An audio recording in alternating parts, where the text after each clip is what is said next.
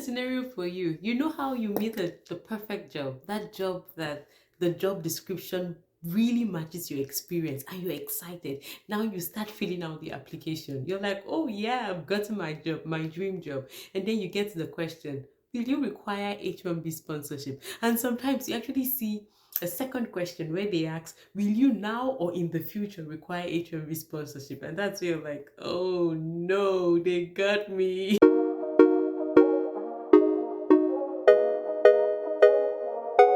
Today is going to be a quick one, really quick, in and out.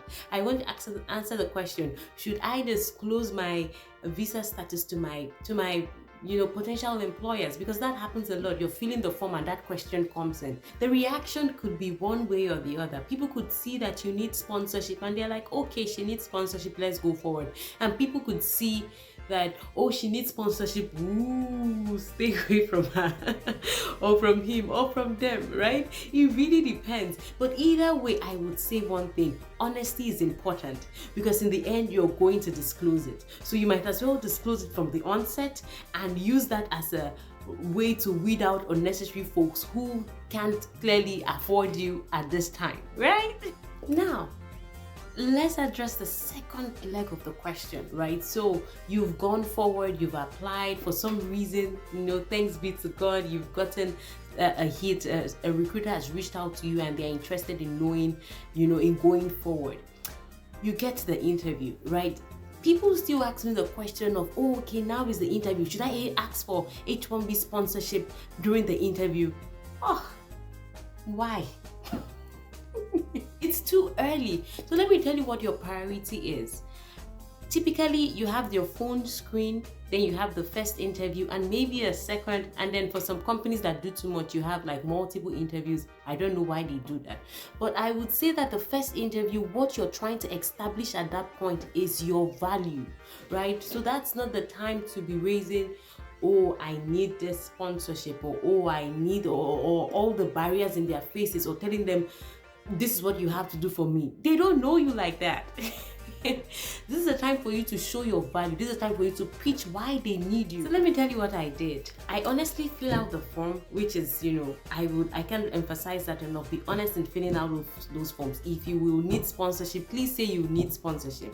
And then at the interview, if no one asks me a question of H-1B sponsorship, I didn't answer or I didn't ask those questions, because I see those first initial interview stages as a time for you to establish your value.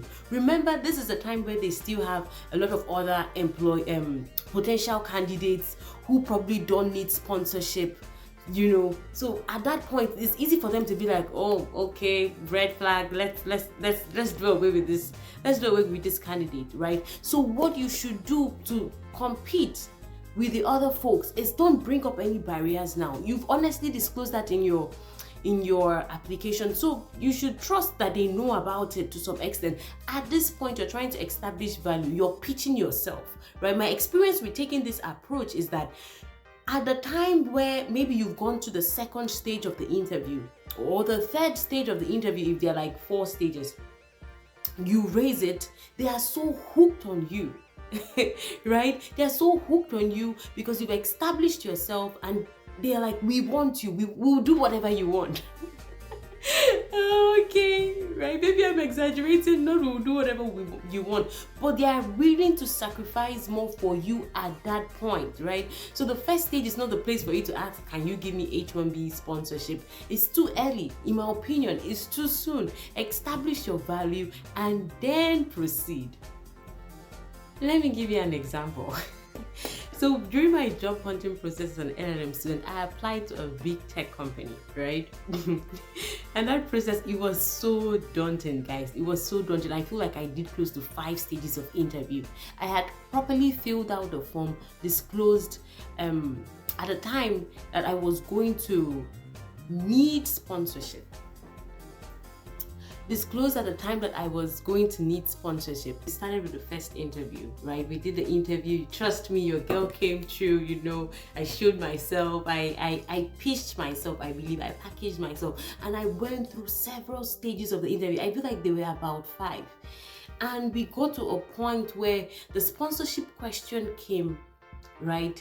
And it was a bit tricky because apparently maybe it was looked over. I'm not sure what happened, but guess what? I mentioned I needed sponsorship, and even though they were not open to sponsoring, they were so impressed because I had established so much value. They saw that this person was somebody we want to work with, that they referred me, even though they could not go ahead with me as a candidate for that position. They referred me to another department in the I didn't even apply to, but was also looking for an associate, right? And so that's an example of what I mean, of how the interview is not a place to start throwing barriers in their faces yet. Like, at least your first interviews, what you should be doing at that point is establishing your value.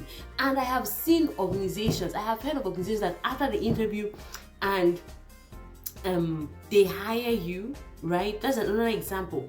They hire you, for some reason the H-1B falls through, and they transfer you to another country, right? They do all that just for you, just because you have established your value. So, right, that's really important. So I feel like that's my answer to the question. Yes, be honest about it during the interviews. If you've been honest about it and the question doesn't come up, I don't feel like there's a need for you to raise that question in your first interview, at least in your phone screen. I feel like it's too early. What you should do is proceed, establish your value. If you've been honest, you should trust that they already know that you need the sponsorship. And then, if at some point you're getting to the tail end and you feel like this is going well, they want me, you want them, we all want each other, yay, then you should raise it up, right?